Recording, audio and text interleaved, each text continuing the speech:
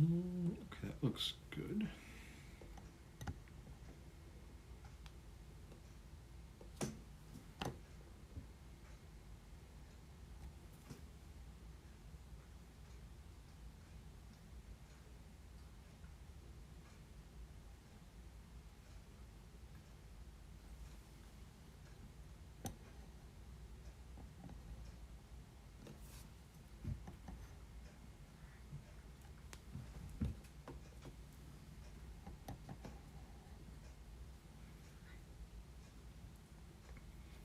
All right.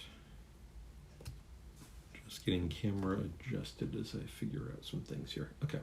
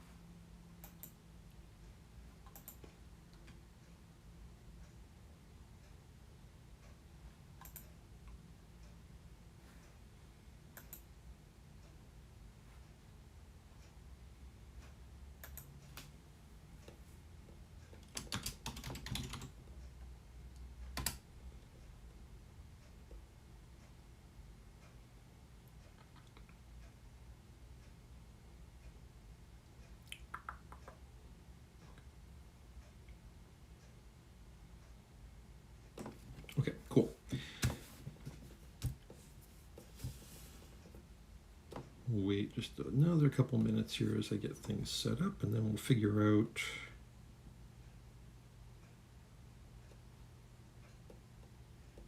get going with building a magic system today, whether I'm on my own doing it or whether chat joins in.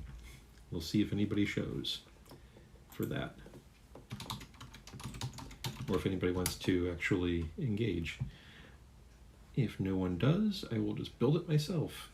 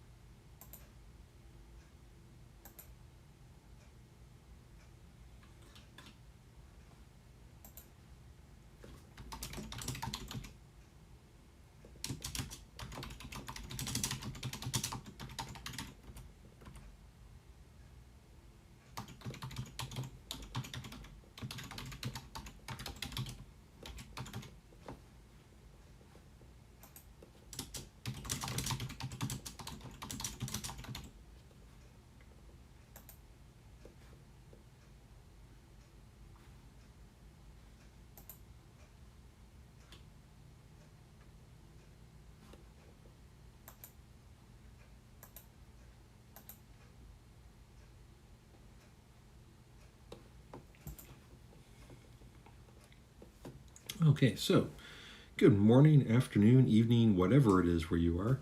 I'm Brent, an author, amateur world builder, writing educator. You can find me as Werewolf Doctor on Threads, Instagram, Patreon, Ko-Fi, YouTube, obviously here, and a couple other places around the webs. Do have links in the chats for those who are interested. So today, what I'm thinking of doing, or what I was planning on doing, is setting up building a magic system. And part of that's just because it's something that I've been interested in for quite a long while. Sometimes I use a magic system that pops into my head, or the basics of one, that to start designing a world, building around that system, and what kind of world would either be shaped by that system or that magic, or what kind of world would allow that type of magic or whatnot to exist, and kind of how that would look. And then it kind of builds out of there into different societies that kind of come out of there that are shaped by that, or that get um, or that shape how it is perceived and that sort of thing. A fair bit of that is coming from, or I'm kind of referring to, I have a nice little list. I put together a magic system generator a while back and then realized it was really too complex a concept to really do a kind of random generator thing for in many regards, but I still keep the original PDF around as a distillation and a quick reference for myself. I might put that on my website later. I'm not sure. But a lot of other things I have thrown up in this book in longer form, and I'm kind of tweaking and modifying and have mixed around with over the last 3 years to kind of streamline or rethink a few things that came to mind with that. Where was I going? Where am I going here? Oh yes, one thing I'm going to do here is today, I think, whether chat is engaged or not, is I'm going to take notes from today, and probably tomorrow we'll convert those into something that's actually readable and coherent and get that posted on my website, possibly Patreon and Ko-Fi as well, for free access for anybody who wishes it, without any kind of no charge or anything like that.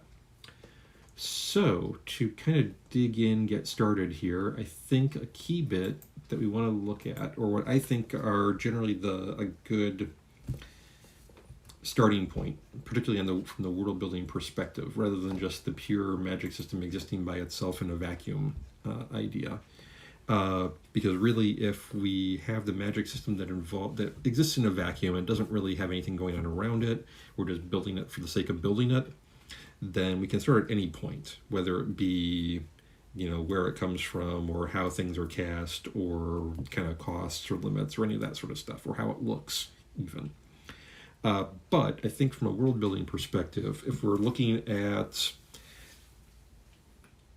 constructing a setting around the magic system or inserting a magic system into a setting, we want to think about a couple big things first. And the first of those is going to be scope. That is, how big, how powerful is the magic? So I would set up a scale. I was thinking about this the other day. I would probably put in a scale of something like, I'm just kind of putting my notes down here as I go. On a scale of 1 to 10, I would say for scope, 10 would be kind of world-shattering, world-altering. So kind of on the level of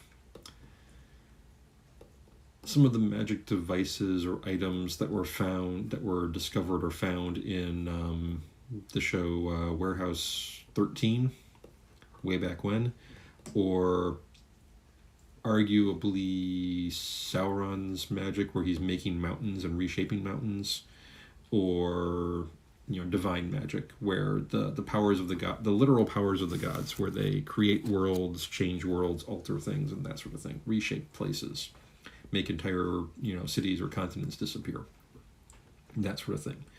1 on that scale would be like the old lady in the cottage who, on the edge of the village, who takes care of people when they're sick, and maybe uses some little charms or things to help that process along. And a little more subtle, it's quieter, smaller scale, possibly subtle to the point where we're not even sure it exists, type level. So barring any input, which looks like we're not going to get at the moment, I'm going to, I think I will just go ahead and, because I like rolling dice, I will go ahead and pull off a d10 here and just randomly determine the scope, just to see what happens. And we got about a 7. So 7 is, it's not going to be world-shattering, but it's going to be fairly powerful. It's a little above average. So we'll put somewhat above average. Not world-altering in that respect. I would say it's probably about where At a rough guess, maybe about where the average, a little below perhaps, or at the average low to mid level D&D magic might be. It's not getting into things like causing earthquakes or changing environments, but it's still pretty hefty in terms of its response or reaction. So we might put that as maybe up to level 6 or 7 type spells.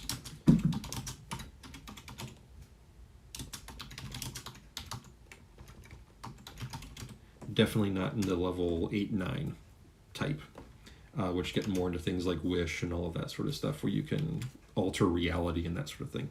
That's going to be well beyond this particular scope.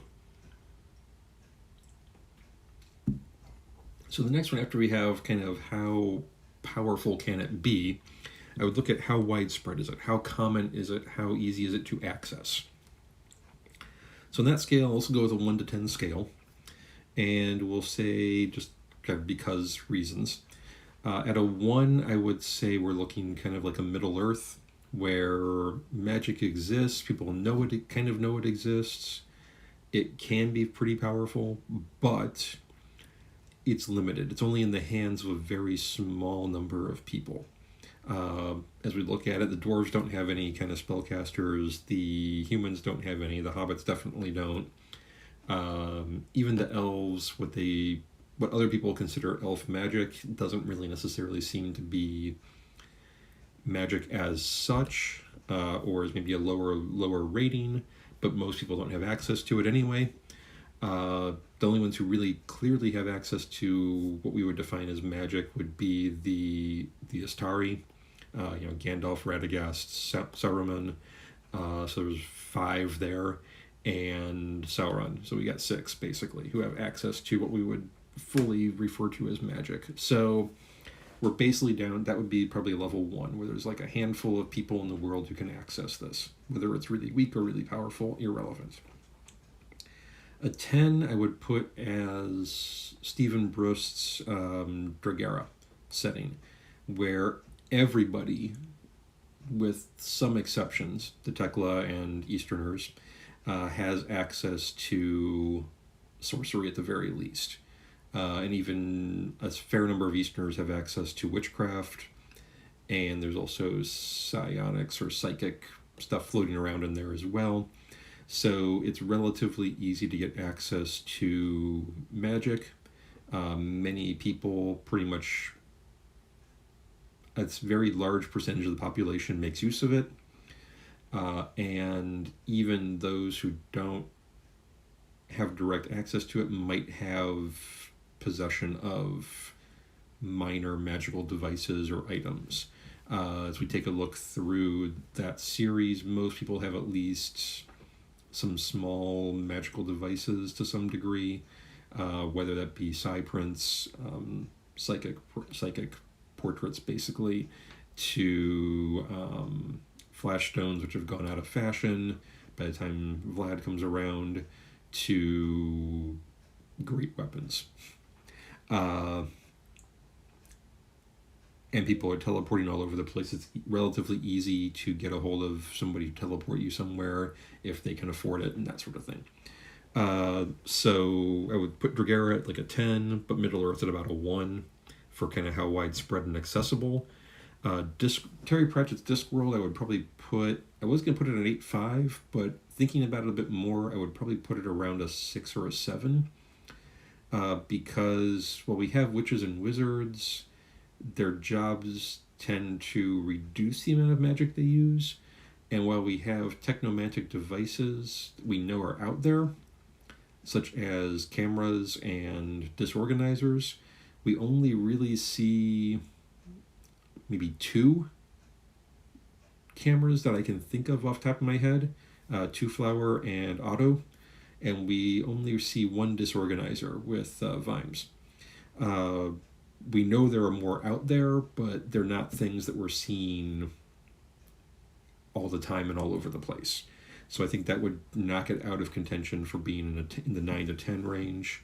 I would probably put that around a 7-ish, maybe, where we know it's there, where there is access, where there are magic things going on, but it's not necessarily ubiquitous and omnipresent, if you will.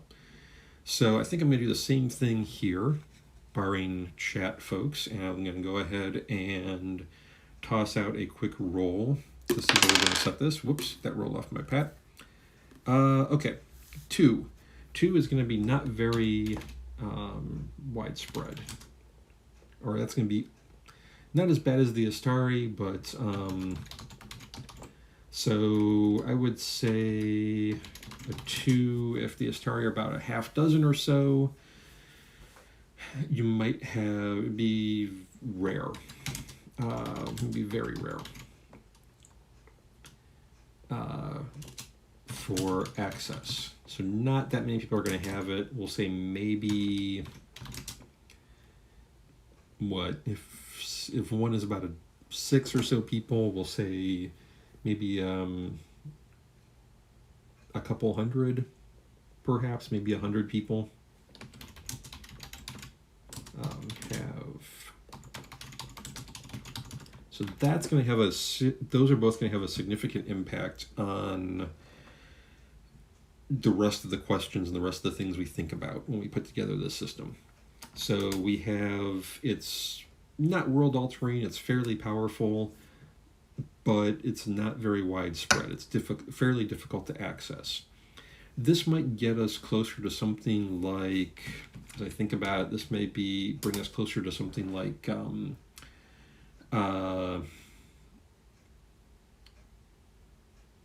almost maybe a little bit more common than Fritz Leiber's Lankmar setting. It's where you have more, it's about the same power level probably, but it's maybe a little more accessible than we would find in that situation. Is there we have we have Shilba and we have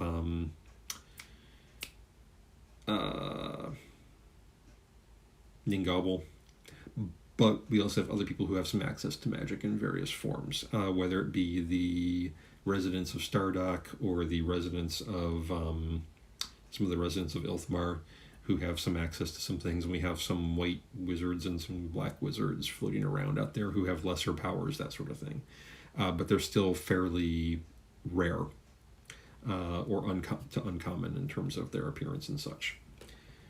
So we've got kind of scope, we've got how widespread it is. Let's take a look at the source. Where does it come from? In that one, there are lots of options we can pull from. On one hand, at the base, we could have, it could be internal energy, it could be external energy, it could be not really clear which it's using. I think for this case, given that it's above average power, somewhat above average power, but not very widespread, it doesn't really matter too much, I don't think, which way it goes in that regard, except for kind of flavor and how we're going to work through the effects. So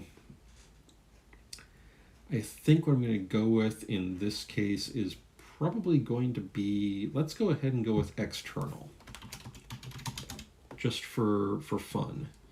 Now with that, external or internal, we do get, is it consumable? Is it something that's an inexhaustible energy supply, or is it something that gets used up? So for example, an inexhaustible supply might be something like, let's say the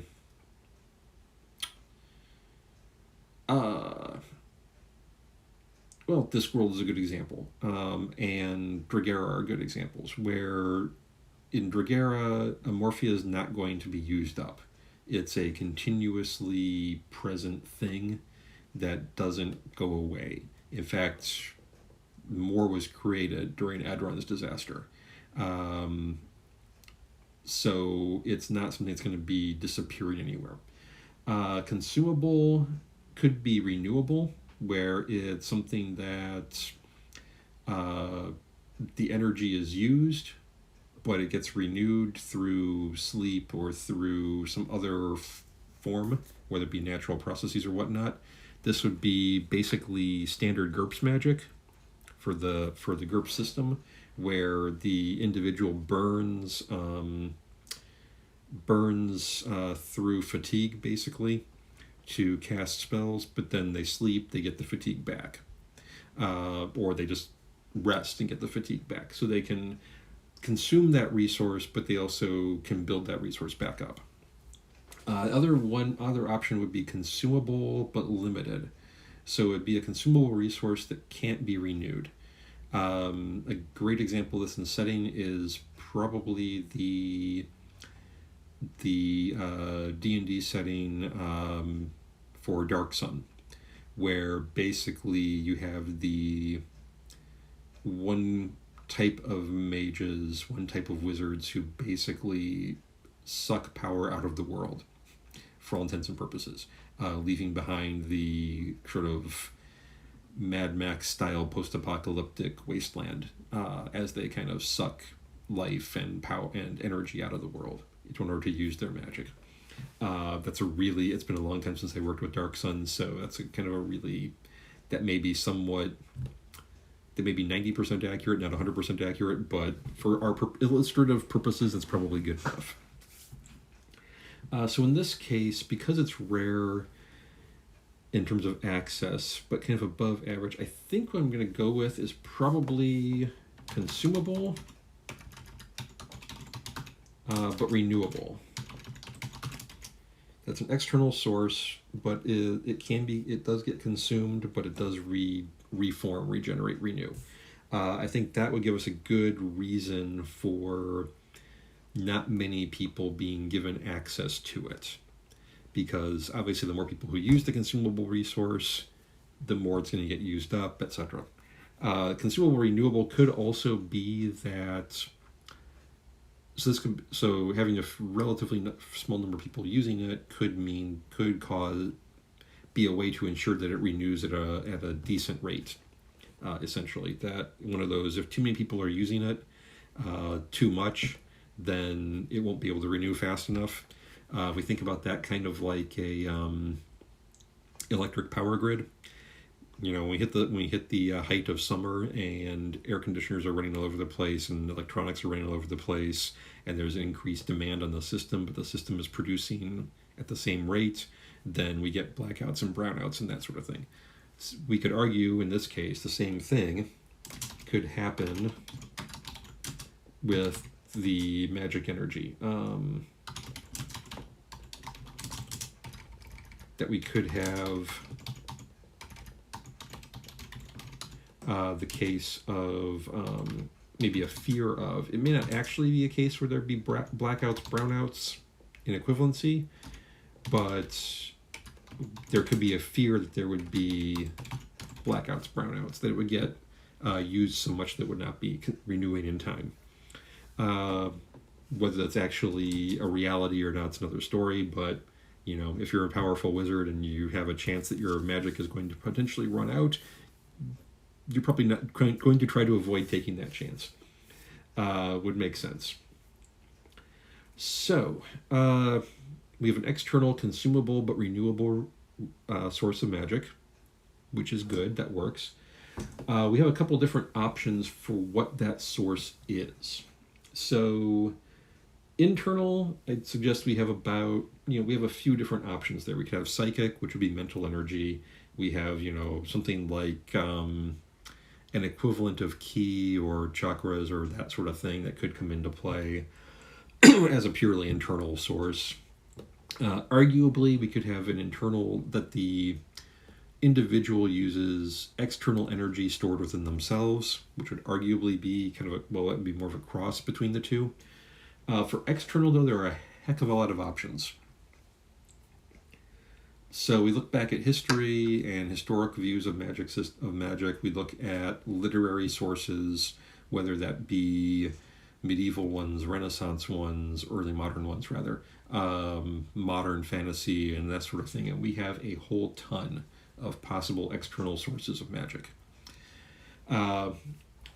The easiest is probably ambient, that there's just some kind of ambient energy in the world that just kind of like wind, like, gravity, that we could tap into and make use of. It could be sacrifices, sacrificing some kind of life of some sort, sacrificing blood, sacrificing, something along those lines. It could be a deity. So kind of divine magic would be an external source. It could be from the elements. We get into, the energy comes from fire, the magic energy comes from water, or whatever it happens to be. We could have some non-deity entity, some non-divine entity, whether that be creatures from beyond or things man was not meant to know, if you want to go the Cthulhu route, some kind of extraplanar beings that provide. That would be fitting into the D&D Warlock class, for example, would be they get their power from an external source as a non-divine entity. We could have ley lines. We could have the power of magic coming from special materials, that there are strange, inherently magical plants, inherently magical minerals, inherently magical, gemstones, inherently magical materials that we can use to make spells and things. A good example of that might be, or is arguably, if you take a look at Norse mythology, and we have the various items made by the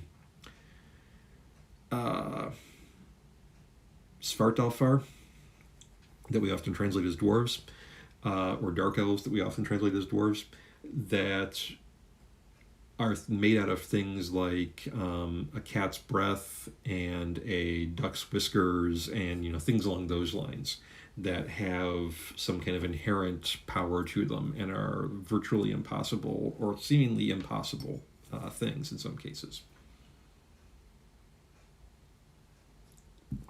Another external possibility could be nature itself. We get into the RPG's take on the Druid class, where they're drawing power from nature, from the world itself.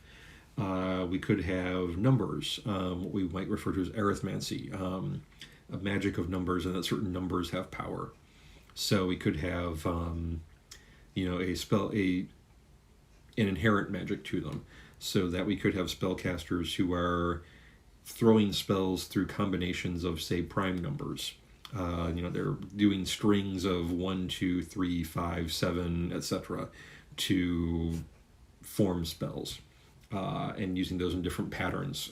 Perhaps the certain numbers may have certain associations, and therefore have certain magical capability. And then when kind of like runes, if you will, and then you put those numbers in certain positions, then you can, as if you're writing something out with runes or whatnot, it creates the spell or the effect. That would be an interesting one to play with.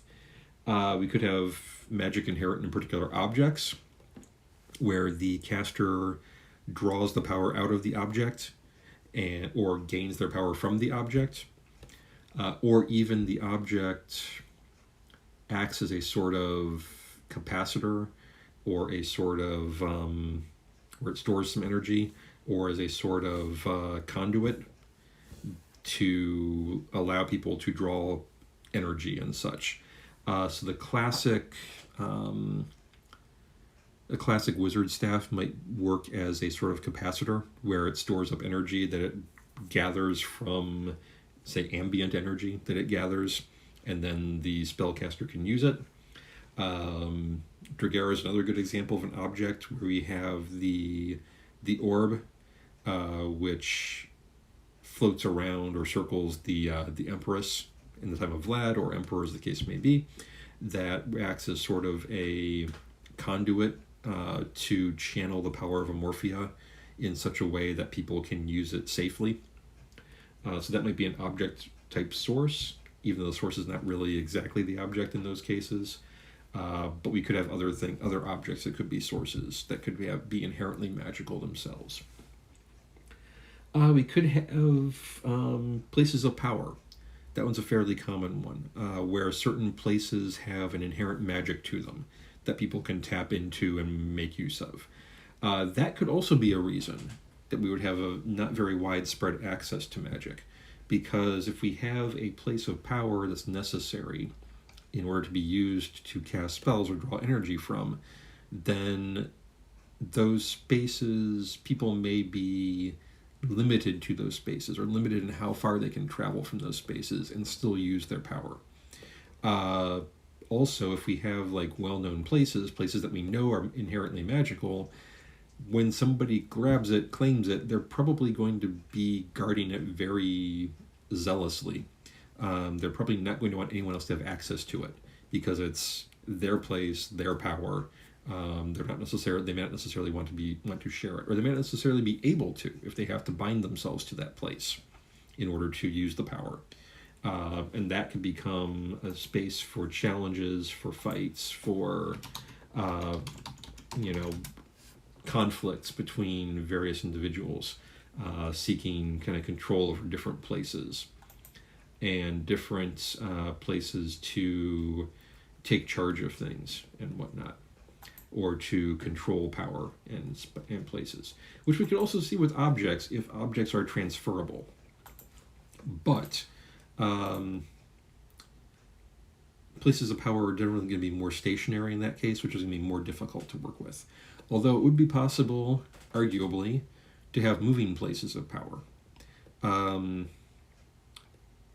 That'd be an interesting variation, I think, on, say, like, if we take, I'll pull Miyazaki to take Howl's Moving Castle, for example, and Diana Wynne-Jones. If Howl got his power not from study, not from other places, but we say, what if the castle was what has the power and he draws upon magic from that? Then we would have a moving place of power, which would be an interesting variation on things. Some other external sources might be spirits, where we're calling up spirits to act on our behalf in terms of the arcanists, the magic wielders. That one is a relatively common one in terms of folklore and fairy tales and mythology and such. It's the bounds of necromancy, traditional historic necromancy. It's also the basis of one of the bases of the GURPS ritual casting system or ritual magic system. That was originally, I think, maybe first put out in either GURPS Voodoo or GURPS Spirits. I don't remember which one of those came out first, but one of the two. And then finally, we have a final one, not the last by any means, but for my purposes for this list, another one might be words of power. That specific words or we can extend that to symbols, which would be sigils. Sigils, literally just symbols. So we could have particular symbols, particular words, particular characters, in the case of runes and such, have an inherent magical power to them that gets tapped by the arcanist. So looking at some of those options, I think for a consumable external source, I'm kind of looking at leaning toward either ambient, sacrifice, ley lines,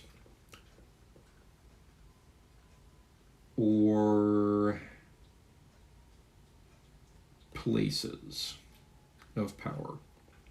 I think those ones would fit in really well and fairly easily into the a kind of consumable, renewable magic source.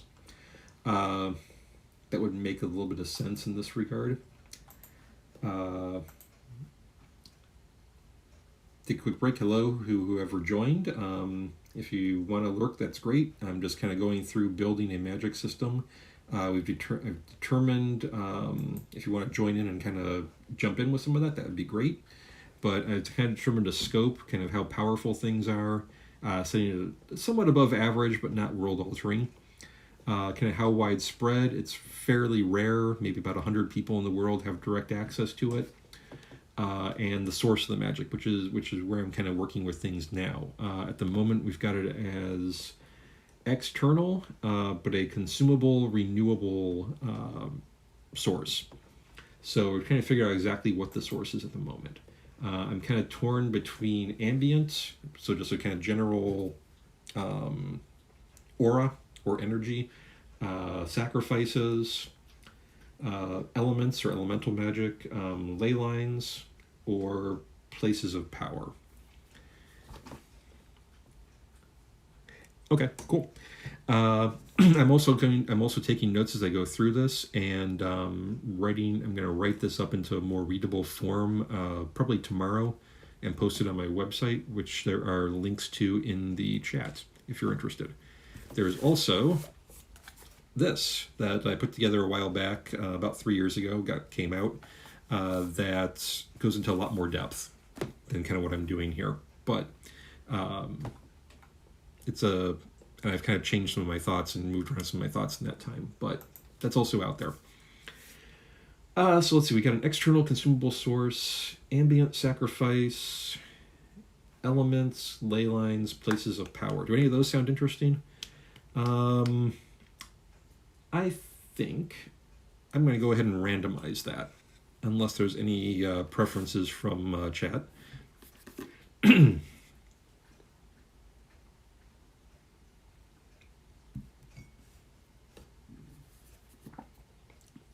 Okay, I'm going to go ahead and randomize it. So I got 1, 2, 3, 4, 5 that I pulled up. So we'll just do a kind of D10 roll and see what we come up with. 6 divided by 2, 3. 1, 2, 3. So it's going to be elements. Okay, that should be interesting. So the source is elements. The question there then that I bring up is, do we want to use Western? Do we want to use, or European? Do we want to use general Asian elements? Do we want to use a combination of the two? Usually, lately I've been interested in bringing both together and kind of doing 6 elements rather than 4 or 5, and that's what we'll go with. I'm randomizing where I don't make choices in this case. 6, so that will be air, earth, fire, metal, water, and wood.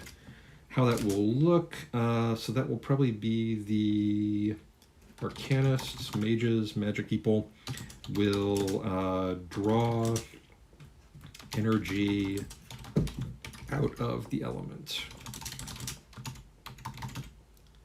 And then those may be, each element will be aspected. So each element, when I say aspected, like each element will be kind of work best for certain types of magic. So like if you're looking to, we'll say make something immovable, then you probably don't want to draw air or power from air. You probably want to draw something from earth or from maybe wood, possibly metal. If you want something to burn, you're probably not going to draw from water, that sort of thing. Just a little, gives a little bit of some considerations for the person who's using for the individual, the character who's using the magic. So that gets a good source that we can work out of. Essentially, it's going to be consumable elemental magic. Eventually, so each of those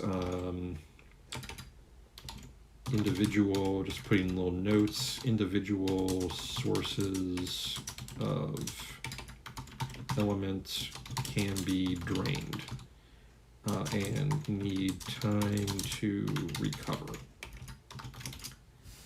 Cool, that'll work. So then, once we got the scope, once we got how common it is, widespread, what the source is, we wanted to figure out what it's going to look like. So we have spellcasting can take a lot of different forms. I'm going to put spellcasting in here in my notes. Spellcasting can take a lot of different forms. It can kind of, we see a whole bunch of different things floating around the fantasy genre. Sometimes items are required, rituals may be required. We take a look at the classic video game and RPG settings. We've got basically rituals with chants and gestures and such, or magic words and gestures, or we've got the the classic RPG bard who is using music to cast things, or we've got the clerics, the divine casters who use prayer to throw things out there, or we've got the alchemist who uses bottles and reagents and all that sort of stuff, and flasks and that sort of thing to essentially cast spells and things. So I have my own little checklist or my own little inspiration list.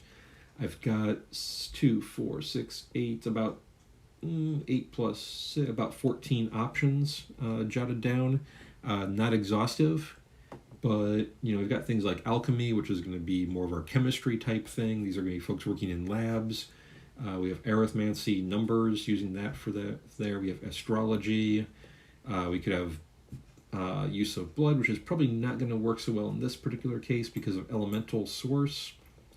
We have we could use gemstones to channel things. It could be improvised, where every time the person casts the spell, it's different. It's kind of more of a intuitive, sort of what makes sense at the time, what feels right. We could have meditation based, which would be our kind of classic monastic type caster, or like type monk type character. Could be even if we take a little more recent, we've got our sort of Jedi kind of divination type thing going on. We could have music with our bard type. We could have prayer with our deities, which could work in this case as well. Both of those could work. We could have rituals, which could be long or short, which also depend on how powerful or strong the spell is. A classic old one would be, we also have sigils, which could be signs, symbols that are used. We could have spirits that could be called up. So we have spirits of the elements that could be called up, which would also be an interesting one. We could have trees, which would be like kind of Celtic magic in a lot of respects. The issue there would be we might have trees representing elements, which could get kind of weirdly complex in some ways. I don't think I want to go that route in this situation. So I think I'm going to limit to what's sounding good right now is going to be alchemy, improvised. I think prayer could work, ritual could work, and I'll say spirit. Sigils could work. Any of them could really work, but I think I'm going to limit to those 5. So we got alchemy, improvised, prayer, ritual, spirit. And I will just kind of randomly pick one of those. Normally I'd be a little more conscious of my kind of decisions in these or choices at this stage of things, because it'd be set for a particular setting and world. But in this case, that I'm kind of putting together, but in this case, because it's just kind of a generic magic system, I'm not really all that concerned with the final output in some regards. We'll get to some things later on that are going to be more, we have to kind of think through a little bit more. So 8, that would be a 4. So alchemy 1, improvise 2, prayer 3, rituals. Okay, so this is going to be, we're going to use ritual casting in this case. The question there is it long rituals, short rituals, or some kind of in between? I think I'm going to go on we're going to go with a D6 thing, divide by 3. So we'll have a 1 to 2 will be short, quick ones, 3 to 4 will be long, 5 or 6 will be somewhere in between. That is a 2, so it'll be fairly short rituals, which means that it's going to be there's going to be more utility to it. Which is going to generally be probably like some gestures, maybe a word or 2. That's kind of part of it. So that's going to make it a little more, give it a little more utility in that regard. If we had long rituals, it'd be, spell casting is going to take a long time. It's not going to be like a practical daily sort of thing. Short rituals, some gestures, maybe a word or 2. That's going to be something that we could have the person who taps air to close a door or something along those lines. And just kind of it'd be worth doing that potentially. Whereas if it was a long ritual, if it took like 3 minutes of casting to cause the error to close a door, you're better off just walking across and closing it with your hand. But if it takes a couple seconds, a quick gesture, a quick word, then that becomes a little more utility, or has a little more utility to it in that regard. So having short ritual casting is going to be a lot faster, a lot more common in terms of their use of this. That kind of limits things only by how much energy they have available in that case. I'm going to put a little note of... it's not really world altering. I will put a little note of the more energy involved, the longer the ritual. But most are short. If we want to try to bring back somebody from a, like, we'll say,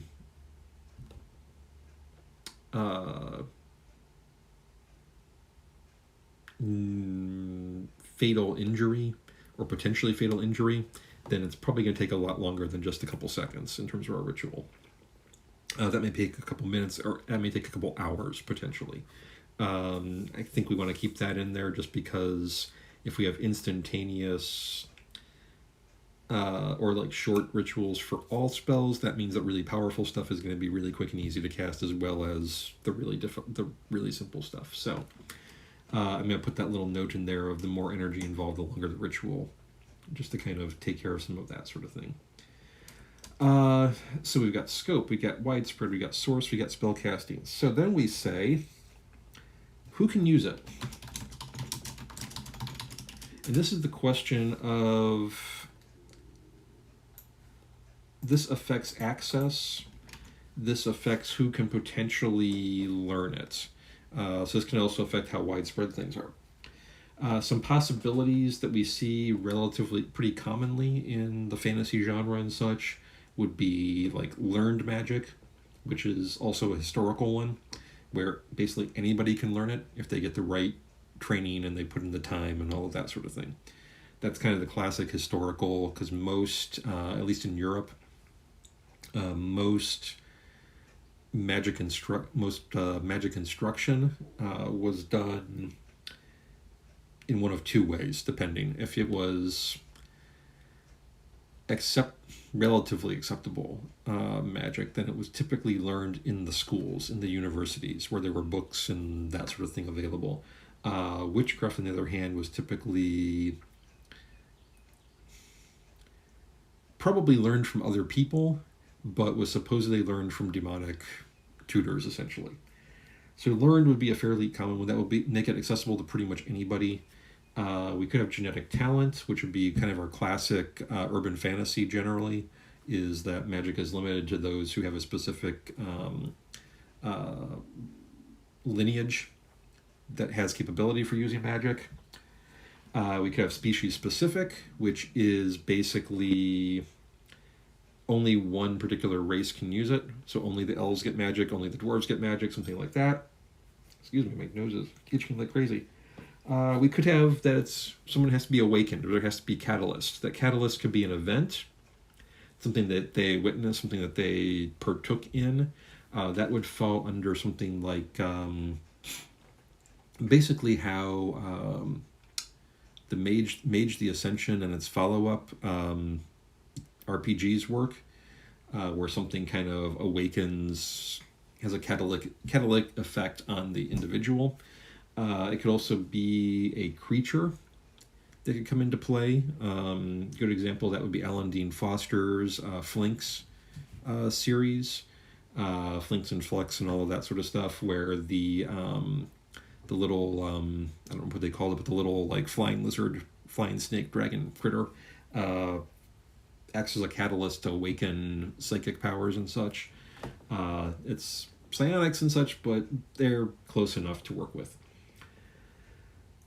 So I think in this case, we're going to go with, if it's learned and anybody can get a hold of it, then we're going to have to limit how it's taught or where it's taught, because it's a limited, very rare thing. Genetic talent could possibly work. That would certainly limit things.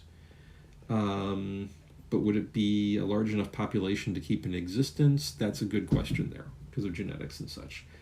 Species specific could work. That's basically what we would do for Middle Earth, because we have all the wizards are basically angels, the Istari, that sort of thing. But I think what I'm going to go for this one is awakened. That some sort of catalyst awakens.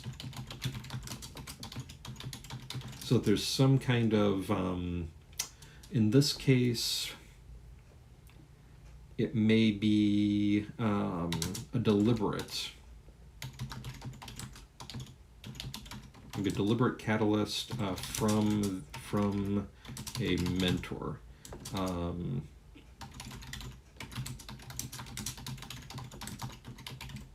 That somebody who's already trained can awaken the ability in somebody else. I think that's going to be a good way to go with that, because it does also combine with that renewable bit and create that small number of practitioners, so that we can say the people who are already trained, because they're concerned about the energy potentially being used up, having blackouts, brownouts, all that sort of thing, they only they only awaken a certain number of people at any point in time. So maybe when they feel their end is coming, they'll awaken, somebody to take their place, or maybe they'll kind of awaken an apprentice or two, or something along those lines. So they may have some cultural rules that they follow, which we can get into later, down with how does somebody learn, or how does society react to magic. That's something I would probably throw in later, and I would probably say that that would kind of explain why there wouldn't be very many, and then they would kind of keep that fairly low in terms of numbers, because they get concerned and they have some control over. So there'd be some kind of social constraints put in place, basically, which would be potentially good. So there we can add in. I'm going to put this in my notes. We can have the cost of magic.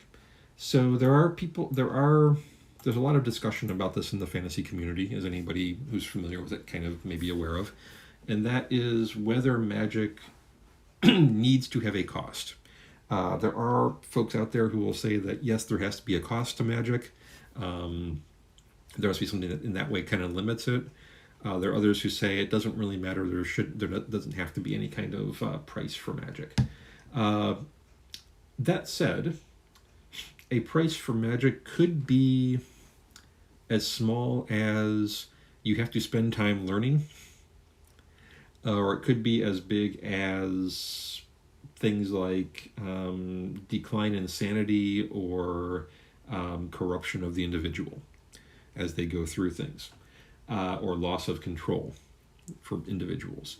And that's really kind of depends a lot on the setting. I generally break it down to three possibilities: that yes, there is always a cost, no, there's never a cost, or it's a situational cost. So situational cost could be that you can throw as many little spells as you want with no effect, but big spells are going to cost you. It could be type of spell, that, for example, if you throw a divination spell, you're going to be fine. But if you throw a spell that's going to directly harm somebody, there's a backlash. That goes back to that, what's the principle in, I believe it's Wiccan principle.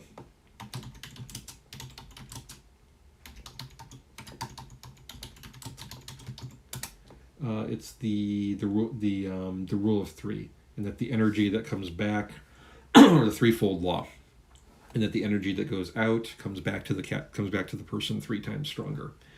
So that if you try to injure somebody with a spell, then the effects will come back 3 times as strong. Just checking something out with chat and seeing what's going on. Okay, cool. And that idea that So then if that could be a situational backlash based on a type of spell. And there could be other things that could cause situational costs to magic. Those could range from just getting tired to physical injury to losing time, that is through ritual or through learning. That could be draws the attention of other things, whether it be creatures that are hungry or other spellcasters. We see that with Gandalf. Gandalf doesn't use his magic very much when they are at all, or tries not to use any of it, as the Fellowship is heading toward initially setting out and trying to cross the mountains, because because he knows if he uses his magic, then Saruman and possibly Sauron and the other three wizards are going to know where he is, basically. And he wants to conceal himself, so he doesn't want to use the magic in that case. Alternately, we've got the Naomi Novik Sholomance series, where using magic draws the attention of very, very hungry creatures that will eat people. So draw attention can have different scales. Could cause memory loss, could cause loss of sanity, could cause loss of humanity, could cost a lot of money to cast spells and materials and components. Could be a backlash for failing a spell, for a spell not working. The individual could lose a sense, sight or smell or touch or taste or something like that for a certain amount of time. It could cause the caster to lose days or months or years off their life. It could cause psychological trauma to the individual to cast spells. It could cause corruption of them and kind of descent into, say, becoming demonic or becoming, more like their patron, if it's in that kind of D&D warlock kind of setup. That the more you use the magic, the more like the patron you become. Could be loss of self, and that could become, the magic starts to take over the individual the more they use the magic. It could be the deity, the god takes over the person the more they use the magic, and they lose kind of self-will and that sort of thing. There could be physical changes. If you take a look at the D&D 3.5 Tome of Magic, there is a form of pact magic going in there that kind of predates the warlocks, if I recall correctly, that caused physical changes in the individual the more they used magic from certain powers and such. It could also draw creatures, which kind of ties in with draws attention. The creatures in that case, though, could be beneficial, they could be neutral, they could be malignant, depending. So, in this case, there's already a fair bit of limitation on this magic, in terms of who can use it, who can cast it, and all of that sort of thing. I don't know that I want to throw a major serious costs on it. I think, though, we will throw situational. I think we're going to throw a couple different situational costs on. I think first we're going to throw on a large spells cause fatigue.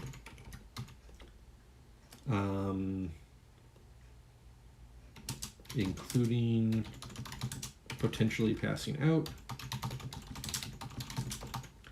I'm also going to throw in a situational, just to have fun with it, where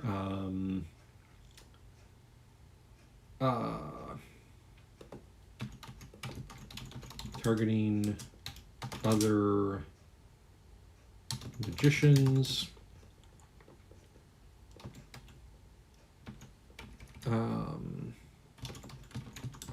causes physical injury.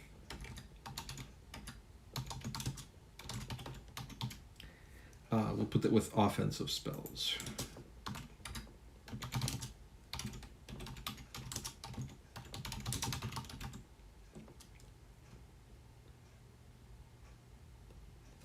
Causes physical injury to the tune of 4 times the damage. So if we had, for example, somebody throwing we'll go with D&D terms because it's what people know, somebody throwing a firebolt at a fellow wizard, in this situation, the opposing wizard might take the 1d10 damage, we'll say 4 points of damage, but then the caster will take 16. So the caster is not really going to be targeting other spellcasters in that case, because it's going to be really painful really fast. So we'll throw those kind of in there. That will make things kind of interesting, so they won't be...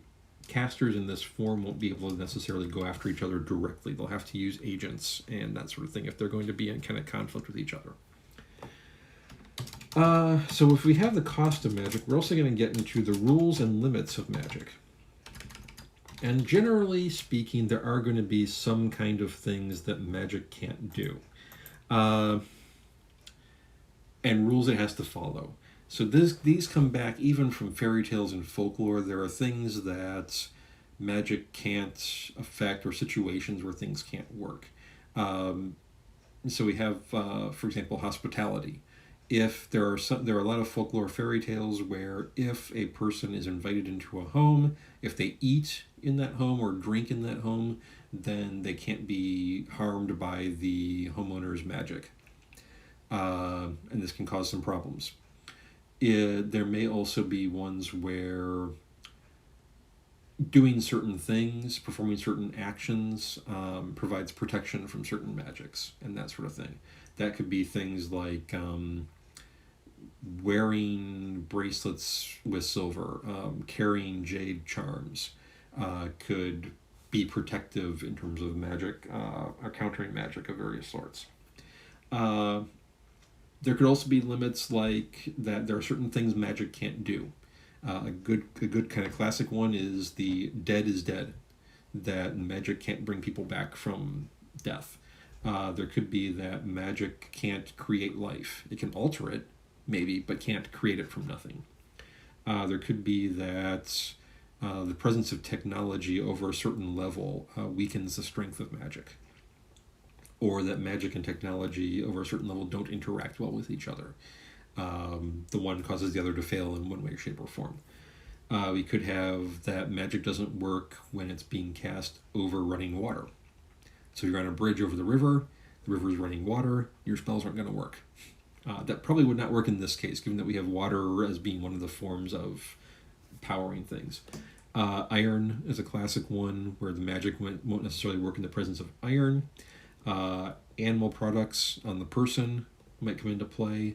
A really great example of that is Rick Riordan's Kane Chronicles, where he's working with ancient Egyptian magic, and the magicians don't wear anything made out of animal products, particularly definitely no leather, possibly no wool. Wasn't really clear there.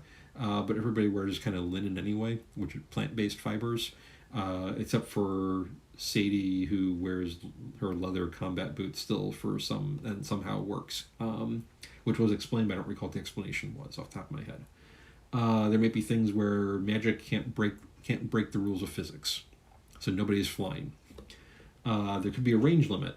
There could be a thing where the person has to be able to see the target in order to cast a spell on it. They could have, the caster might need something that owns or belongs to the target in order to make it work. That might be something that doesn't affect, magic can't affect inorganic matter, or magic can't affect organic matter.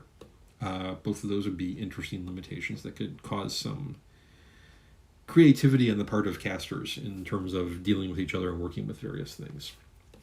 So in this case, I think because of what we've got going on here, and it's a kind of a more nature-oriented magic, because of the elements and all that sort of stuff. I think because death is a natural part of natural cycle and such, death and rebirth and all that stuff, I'm going to say no resurrection, dead is dead. Likewise, no creation of undead beings. So we're not going to have any zombies or any of that sort of stuff coming out of this one. I think we might also add a limitation of must have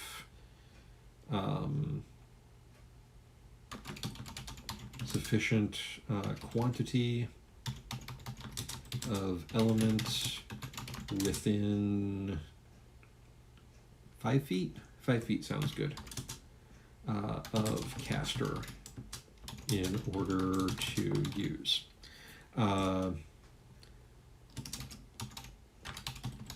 Sufficient quantity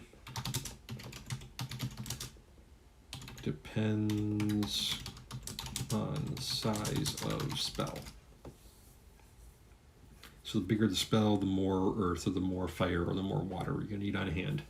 That would make sense, I think, as far as limitations of the magic. I'm just going to stick it with, I think, those two. I think because of the situational ones, because of the catalyst, because of it not being, because of having a consumable source, even if it is renewable, I think that's probably going to be limitation enough to kind of keep things relatively, and the casting times and such. I think that's going to keep things fairly safe in terms of not overrunning the world and such. And that's probably the big reason we put rules and limits in on magic systems, is to say what prevents spellcasters from taking over everything, unless we want them taking over everything. It's in some ways the concept that got really bumped up when we started looking at things like RPGs and such because of game balance. But for writing purposes, for storytelling purposes, having rules, having limitations on magic does give us a reason or a sense of why haven't spellcasters just taken over everything. And it gives us a natural reason versus sort of a social reason or something like that. So let's see, what comes after there? Tools. Okay, yeah, magic, historically, traditionally, in the genre and everything, makes use of various tools. We've all seen this all over the place. You've got magic books, you've got cauldrons, you've got gems, crystals, we've got magic-based dancing, we've got chants, we've got holy symbols, we have knives, we have mirrors, we have purification rituals, we have use of relics, we have staves and wands, we have talismans, we have all sorts of stuff that magicians, magic wielders use in order to basically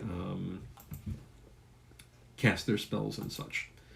So, do we want to put tools in? I think we probably could put tools in. It could be useful in some respects. You know, obviously, we do have the obvious tool of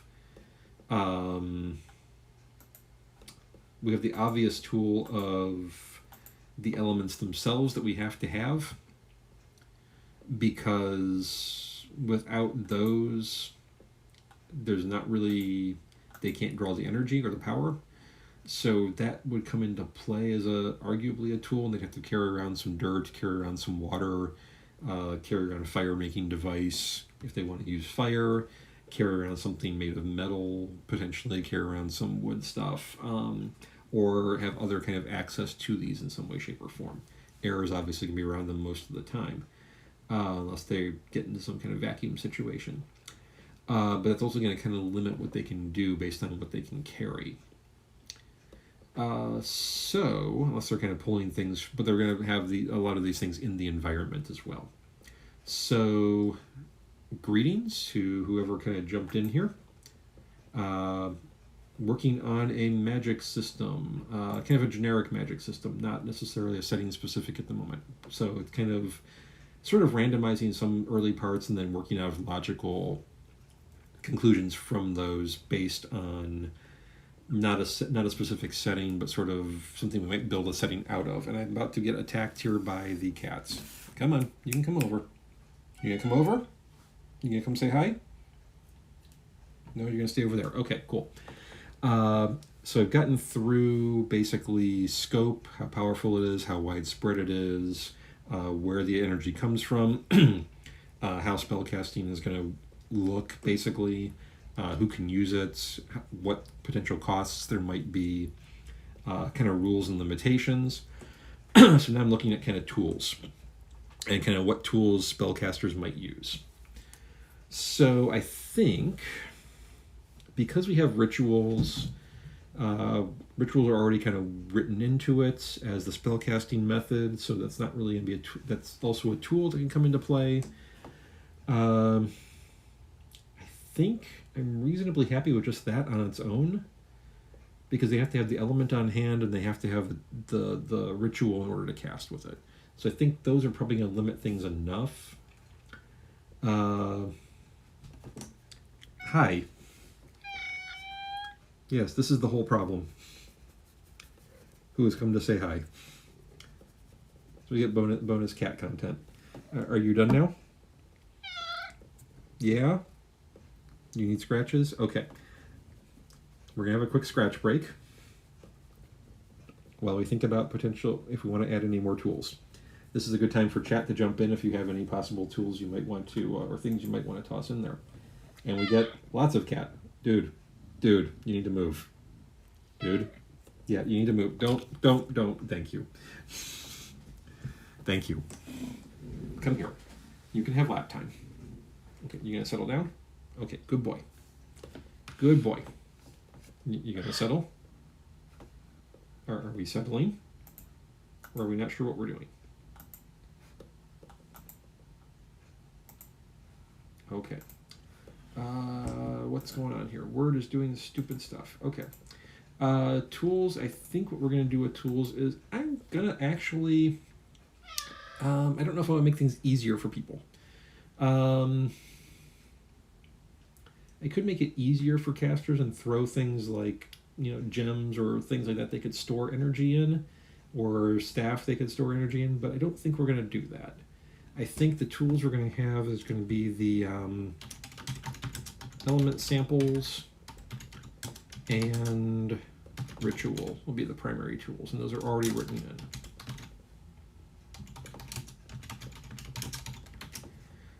So where do we go from there? We're going to add in, how does somebody learn this? How do learn?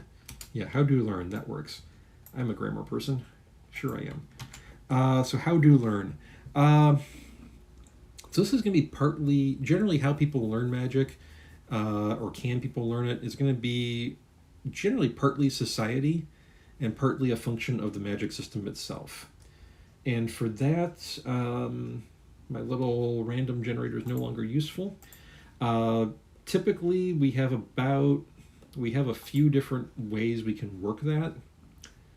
Because my system is being a little funky here with Word, I'm going to go ahead and toss this into the, yep, that works, cool.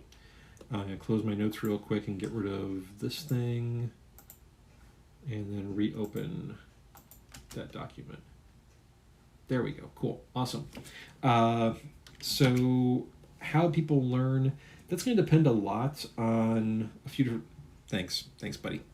It's going to depend on a few different factors. Some of it's going to be social, some of it's going to be how the system is capable of being passed on. So in this case, because it's an awakening catalyst, and the awakening catalyst is going to be a mentor or a teacher, I think we're going to go, so we have lots of options. Obviously, lately we've been having we've had a big rush of magic schools based on Anglo-American boarding schools and that sort of thing, or colleges and such. We also have mentorships. We have apprenticeships, which would be the classic, guild type setup. We have self-taught, which doesn't really come up too often, for hopefully obvious reasons. Much like there aren't that self-taught alchemists either get really good really fast, or we never hear from them again. As they kill themselves or blow up or something. So when we're thinking about that, I think this is definitely going to be a situation of mentorships or apprenticeships. So we'll go with apprenticeships. Now normally, we can have apprenticeships which could be one-on-one. They could be one instructor with like 10, 20 different apprentices, which would be like a larger blacksmithy or blacksmiths thing might have one master smith and then 10 apprentices working under him doing various things. But I think in this case, because the people involved, are trying to keep things relatively small in terms of quantity and such, then we will limit it to maybe socially limited to 1 to 3 students per master/instructor. So that will kind of limit, they'll only awaken 1 to 3 people at a time, basically. And that just kind of be a social means of kind of restricting things. Each teaches in their own style and methods. So each of these individual instructors, each of these individual casters are going to be using their own way of doing things, basically, and their own kind of structure. Sometimes they might do more formal kind of training, teaching. They might also do more individual learning, where they send their apprentices off to just kind of learn stuff by themselves entirely, which could be kind of problematic. Or they could have more of a guided self-study, where they send the student off to learn kind of on their own, but they also kind of guide them through what they're actually able to deal with and work with, given their level, their skill training, all that sort of stuff. So it'll vary, and that particular specifics will vary from instructor to instructor, basically, for all intents and purposes. Whereas in something that's going to be more of a formal school setting, that might have more of a formal method of teaching, then everybody's going to be eating the same stuff at the same time, basically, at the same level, and that sort of thing. So I think we're going to go with apprenticeships. We're going to go about 1 to 3 students per master or instructor, and each one is going to kind of teach in their own style. So last but not least for these purposes, we will have, do magical items exist?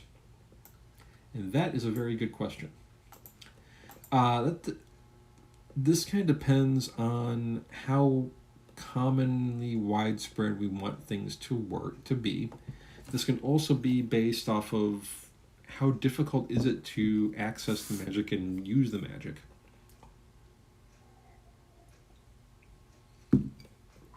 So element-based magic is a little more interesting in that regard, and a little more difficult in some respects, I think, in that regard. On the one hand, we can take the classic, we just imbue random item with power. We throw some spells into an item, and it lets the item do this stuff. Alternately, we could have things that are sort of created of the item, of the element. So with air, it's going to be really difficult. With fire, it's going to be fairly difficult. Although we could have, say, like a mix of fire and wood to create sort of a ever-burning torch that never goes out. We might be able to do something with water and metal to make something rust-proof, or water and some container, for example, to maybe like fired or baked clay, like a clay pot, and water to make something that's going to be an ever-full jug, or something along those lines. Alternately, we could also have things like creating items without a forge, creating metal items without using a forge. So like somebody who specializes in metal-based magic, in this case, could potentially shape metal however they want without having to heat it and cool it and all of that sort of stuff. Or they could potentially do the same thing with wood. Arguably, we could do the same thing with earth, where we could do pottery that would not involve hardening or something like that through like kilns and whatnot, which is done non-magically, but magically might make it better in that regard. So we could have magic items from this, but we also have a small number of people who are doing this. So I think what we're going to do is say that yes, magic items exist. I'm going to say single or combined elements, EX, shaped metal sword, earth, water, ever full jug, fire, wood, ever burning torch. Just some examples for myself to throw out there and work with. So I think I'm going to say that those are possible. It is feasible. However, they are rare to non-existent in the general populace. Uncommon among magicians. Typically made for personal use. Which would also mean that each is effectively unique, even if a particular type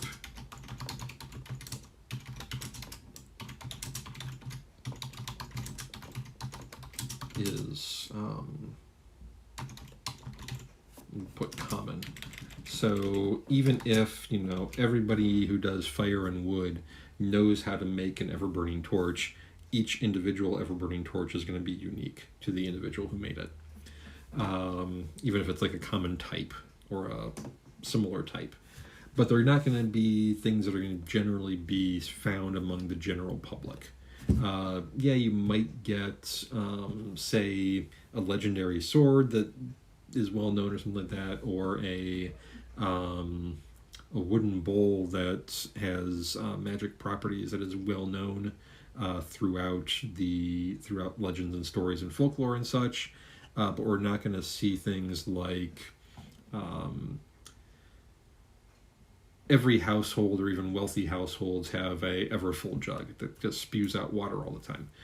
It's just not going to happen in this case because there aren't that many spellcasters, and they don't necessarily want to spend all their time making devices for people. They probably have other things they would prefer to be doing, like continuing their own studies or practicing their arts or whatever it happens to be, or teaching their students, or given the smallest number, they may have internal politicking going on, or they may be there to protect the world from various things, or whatever it happens to be. So they're probably not, most of them are probably not going to want to spend all their time sitting around making magic devices for people. So that gives us a basic magic system that should be usable and able to be incorporated into a world fairly easily, or that we can build a world around fairly easily. So what we get there is, just a second, something is gone kind of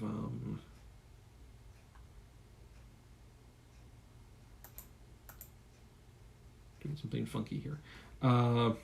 So what we get out of there is basically a system in which we have, I'll call that back up again real quick, we have somewhat above average in terms of power. It's not world altering, but it is reasonably powerful. For an equivalent, we could say low to mid-level D&D magic, maybe up to 6th or 7th level spells. It's not very widespread. It's pretty rare for accessing. Maybe 100 people in the world have immediate direct access, not through magic devices. It has an external power source, an external source that is consumable but renews itself. the practitioners are kind of concerned and try to keep their own numbers low because they're concerned that there may be kind of blackouts, brownouts, because that people may draw too much at one time and therefore renewing takes longer amount of time. That power source is 6 elements: air, earth, fire, metal, water, and wood. So the spellcasters will draw energy out of that element, and each one will have certain aspects. And also individual sources can be drained for a time and need time to recover their energy. So if you're sitting near a lake and you're drawing power out water energy out of the lake, it's eventually going to hit a point where you can't get any more energy out of it, and it needs to rest and recharge, essentially, not be touched. Spellcasting is going to look like rituals. It's going to be generally short rituals, simple gestures, maybe a word or two, but the more energy involved in the spell, the longer the ritual is going to be, and the more involved it's going to be. People can use it only when they've been awakened, which is through a deliberate catalyst from the mentor, which is a mentor going to be somebody who's already trained. And there's maybe a specific ritual for that. I'll put that down. A specific ritual for awakening. We'll detail that later and what that might look like. That also means that a caster's apprentices are not just going to be throwing out randomly awakening people because they feel like it. They're going to have to learn how to do that first. So the master, the person who's teaching them, can control whether they can or can't do that. Cost of magic, so large spells will cause fatigue, potentially causing people to pass out. Likewise, and additionally, targeting other magicians with injury-causing spells will cause physical injury to the tune of 4 times that amount to the caster themselves. Limits, magic won't be able to resurrect anybody, dead is dead, and they must have a sufficient quantity of the element within 5 feet of them in order to use their magic. So a really large spell, they'll have to, for using water, they're going to have to be within 5 feet of, say, a lake. A pretty small spell using fire, they're going to have to be within 5 feet of, say, a torch or a match or something along those lines. Tools, pretty limited. We're just limiting the tools to element, samples, and rituals. Those are already written in. How do people learn? Well, they'll learn through apprenticeships. They'll generally have 1 to 3 students per instructor, each of whom teaches kind of in their own style and their own method. And this kind of helps artificially keep the number of spellcasters to a set kind of space. You know, it's not going to go. Not going to be too much over 100 or 150 or so. And magic items do exist using single or combined elements. We have a shaped metal sword, we have earth, water, ever full jug, we have a fire, wood, ever burning torch, but they're going to be rare to non-existent among the general public and uncommon among magicians, usually made for personal use. So each one is effectively unique, even if a given type, ever burning torch, for instance, is relatively common. Everybody's ever-burning torch is going to be different, basically. And there we go. We have a basic grounding of a magic system. So I'm going to go ahead and save that. And we'll drop that onto my flash drive so I can take it in for downtime tomorrow. And sometime tomorrow, probably sometime tomorrow afternoon, I will take those notes, expand them out, put them into something that is readable, or not necessarily readable as such, but coherent and understandable with less explanation and things. And I'll post that up onto a website on the free stuff page. I'll also put it as free document on Patreon and Ko-Fi. I'll probably just leave the background blank and white as it is, but have it as a PDF that can be pulled off at any point in time for anyone. I'll probably just name it Magic System Stream 9/10/24 or something like that. Yeah, so I'm willing to hang out here a little bit and talk and stuff, but if chat is quiet and nobody else is interested in doing so, I can also head out. So I'm going to give, I will just, actually we'll do that. That's a good idea. Because there is at least one person who is still on and streaming who would be great to go over to. So, as I said at the beginning, hope there's a good morning, afternoon, evening, whatever it is where you're at. I'm Brent, an author, amateur world builder, writing educator. You can find me as Werewolf Doctor on Threads, Instagram, YouTube, here, Patreon, Ko-Fi. All my links are in the chat. Hope that was interesting. Hope that generates some ideas and causes some interest or inspiration for you.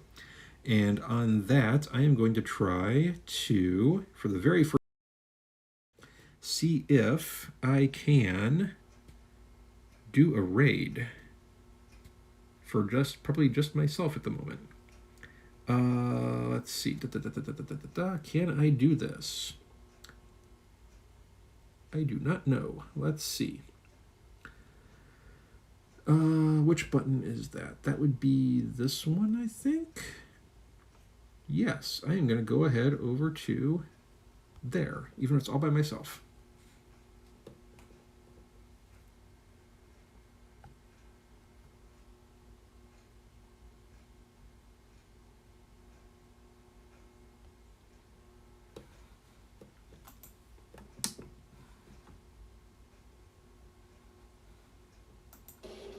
Fuck off.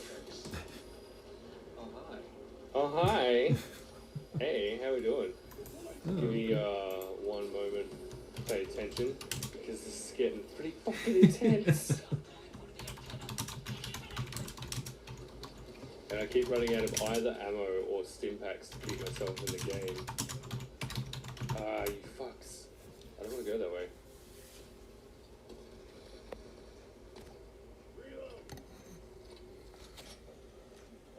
Nope. Give me some ammo.